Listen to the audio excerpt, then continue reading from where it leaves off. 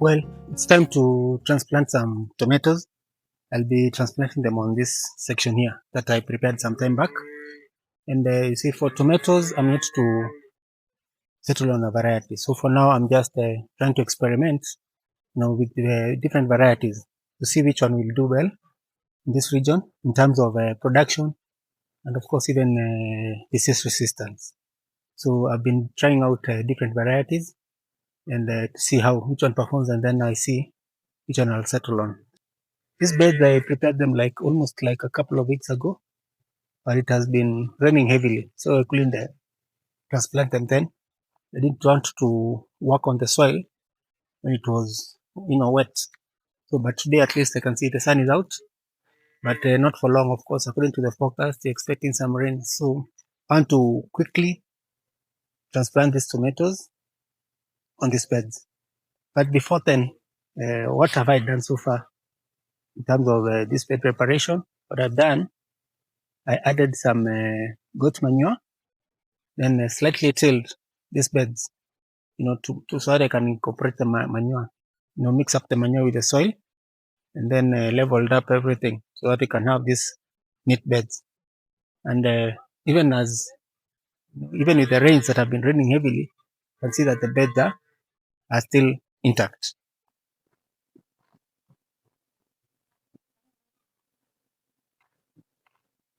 So I'll start with the digging up of the holes. So what I'm using is, I want to do a spacing of 60 centimeters from plant to plant. I'll be using the drip pits as a guide. So that's what I'm using as a guide for my spacing.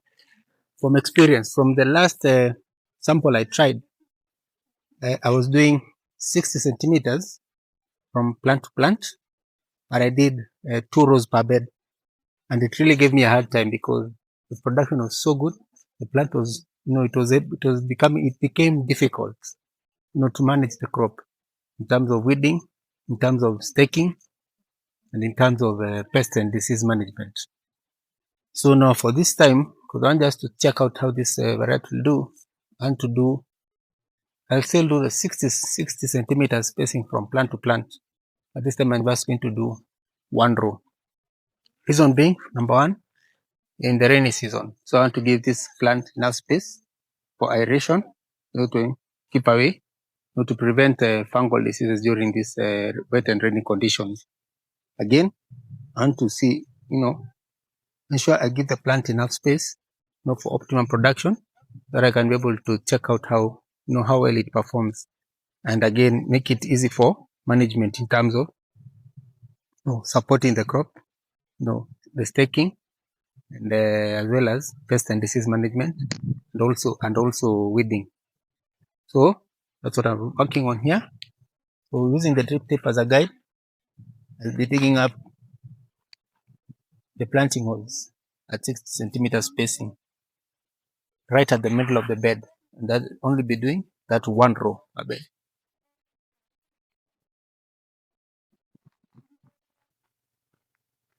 Let me just put this aside here so that I can first dig up the planting holes.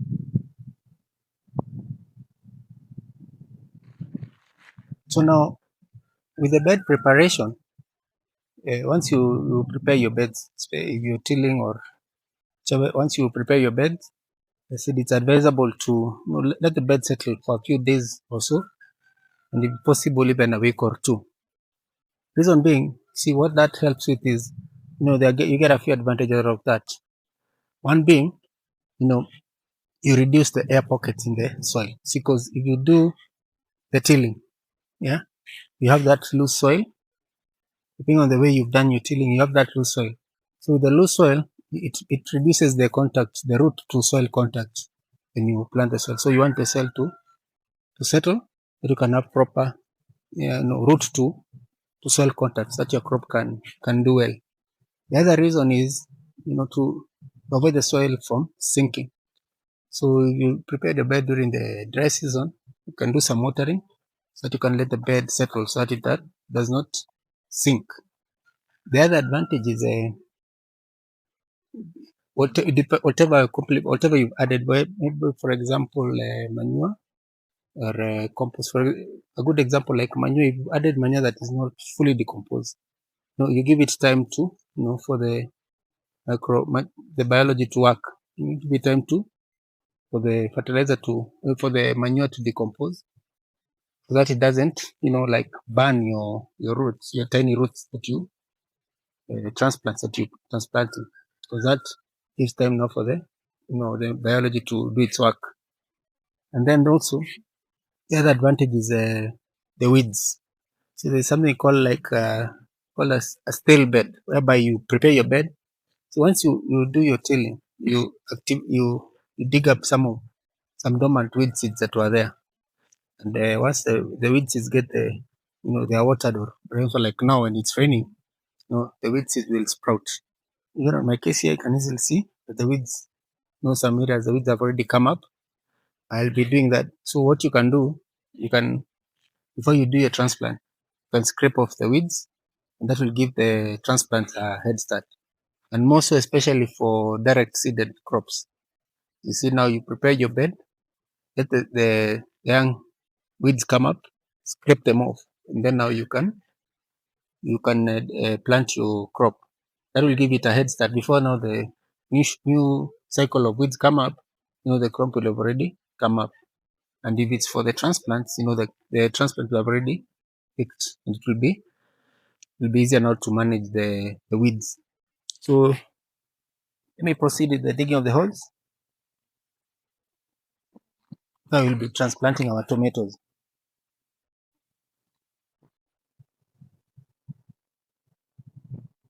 Well, I'm done with the planting holes. Now to lay the seedlings. Just doing one seedling per hole. The seedlings are propagated on a seedling tray. Actually, you can see how they're well rooted. In fact, they have overstayed on the seedling tray, but they'll be okay. So just one seedling per tray, per hole, sorry. I'm just laying that. Then now I can cover it up.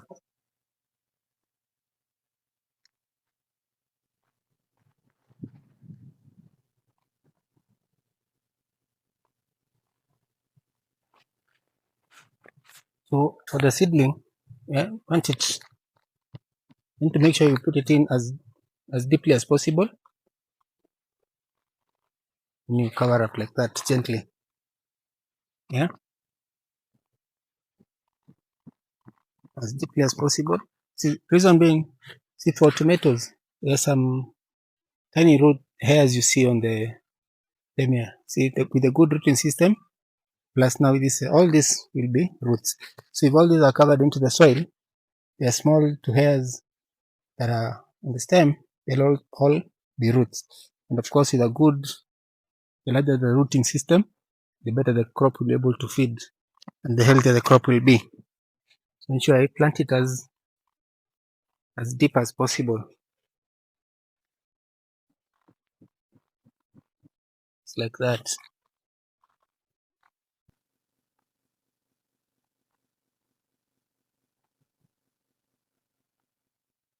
So well, I'm finally done with the transplant of these tomatoes. So what remains now, I'm not going to be doing much, because apart from the manure that I added, the goat manure that I added during the bed preparation, there's nothing much I'm going to add for now. What I'm going to do, apart, if it doesn't rain, what I'm going to do is I'm going to be doing some irrigation. But the good thing is, see, for the seedlings having been propagated on a seedling tray, yeah, they're still intact. There are no signs of transplant shock. Despite me having having transplanted these seedlings during sunny conditions. That said, of course, we've been receiving rains, but the soil is still it's not dried up. So if it doesn't rain, I'm going to be doing some irrigation. Then in maybe another few days time, now that's when I'm going to be doing the first fertilization, which is a fertilizer rich in phosphorus. So to enhance the root development. Because now when this crop matures, we get into the flowering stage and the fruiting stage, we need to have a proper rooting system, because that's where now the crop will be feeding from. although you'll be also be complementing with foliar feed. You also want to ensure that the crop has a proper rooting system. So this particular variety is a system-determinant variety. So if all goes well, proper management, the conditions are okay, you'll be able to harvest this for a little bit longer compared to a determinant variety. Probably, depending on the variety, about go for between 3 to 5 months of harvest. But for this, from transplant to make probably the first harvest, that to be in about 2.5 months or so. That's when you should be able to be doing the first harvest. But for now, what I'll do probably after a day will be just a foliar feed using a seaweed, and then a few days later, that's when I'll be doing the first fertilization with a fertilizer rich in NPK. Then, of course, I'll be doing a follow-up, subsequent videos to follow up on how this crop goes up to harvest. So for now, that's more like it. Thank you so much for watching. Till the next one, happy farming.